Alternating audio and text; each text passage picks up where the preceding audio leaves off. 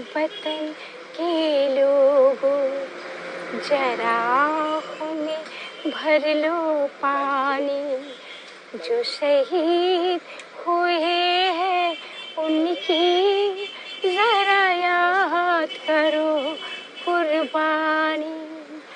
तुम भूल न जाओ उनको, इसलिए सुनो ये कहानी। जो शहीद हुए हैं उनकी जरा